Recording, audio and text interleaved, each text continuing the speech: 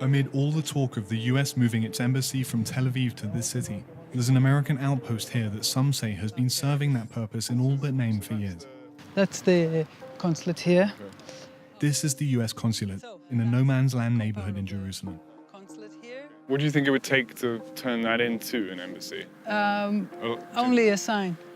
And there you go. You move the embassy to Jerusalem. Harjit Ofran is an activist who monitors Jewish settlements in the West Bank and East Jerusalem. She thinks the controversy over the embassy is a sideshow compared to the prospect of President Trump declaring Jerusalem as Israel's capital. Moving the embassy is just a symbolic act.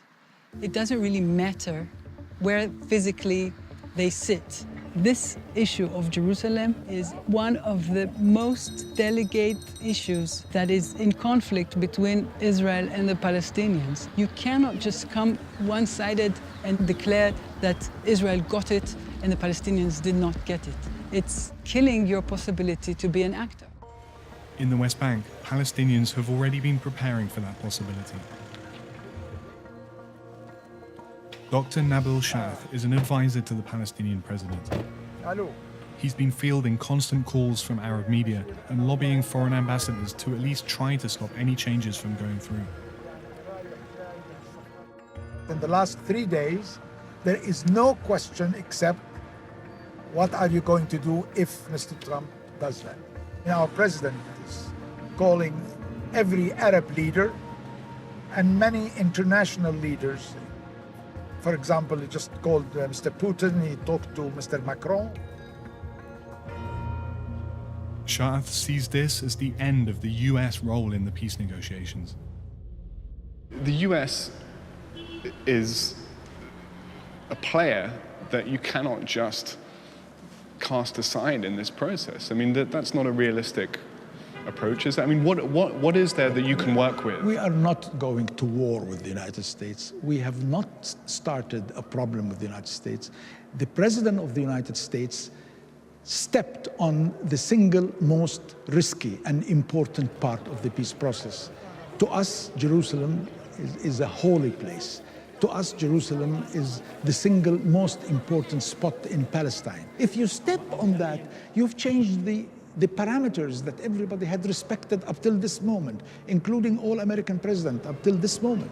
So instead of Trump and Kushner to the rescue, it could be Vladimir Putin or King Abdullah of Jordan or Morocco's king or almost anyone else. If it's a United Nations sponsored peace process, we will go.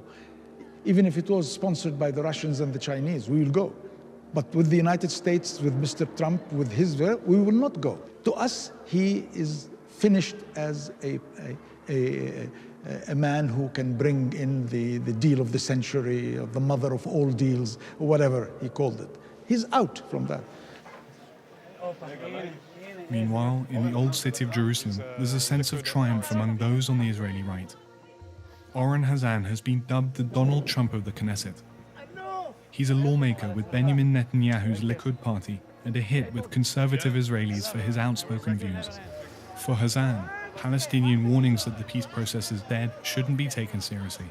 That's going to be the end of the peace process. You see me laughing. You know, they just try to scare us. They will never let the peace process die because they live from the peace process. They get money, they get donation, they get stage, they get media, they get everything from the peace process. If the peace process is dying, the Palestinian Authority dying with him. Trump is a different president. A lot of people promised before, he will be the one that will do it, that keep his promise. By apparently making good on his campaign promise, Trump may have just put himself at a disadvantage in pulling off the deal of the century.